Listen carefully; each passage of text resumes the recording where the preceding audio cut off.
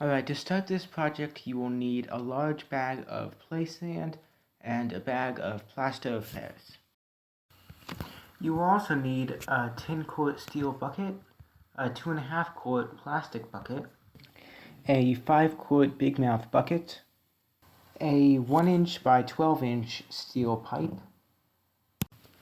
a PVC adapter with a threaded end on one side and a slip end on the other, a couple of U-bolts, and a 5-gallon bucket. You will also need a crucible to hold the molten metal and some sort of steel wool. Alright, so the first thing you want to do is take your 2.5-quart plastic bucket and fill it completely with plaster. Then pour that into the 5-gallon bucket along with another plastic bucket with plaster that is 3/4 of the way full. Next, add the same amount of sand as plaster to the bucket.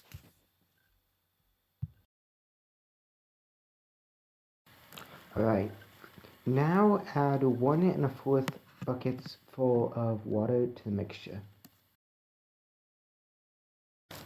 Alright, the next step is to mix the plaster, sand, and water together. Although you can use a glove, it is easier and faster just to use your hand. Once you are sure that there are no more large lumps left in the mixture after stirring, you can pour it slowly into the big metal bucket. Alright, then place your smaller plastic bucket as close as you can get to the center of the mixture in the bucket.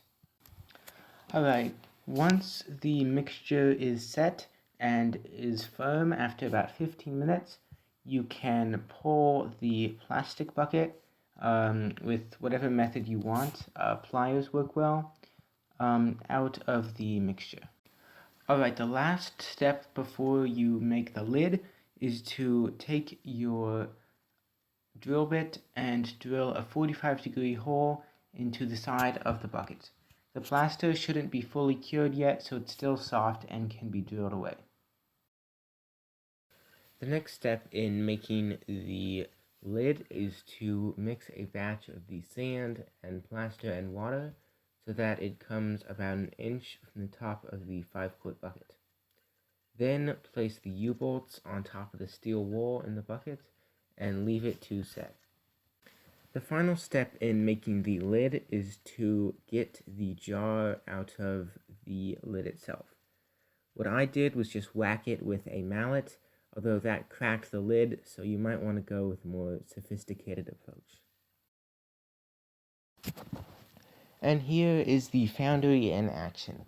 It melts aluminum cans in seconds and can even melt pieces of thicker and larger aluminum.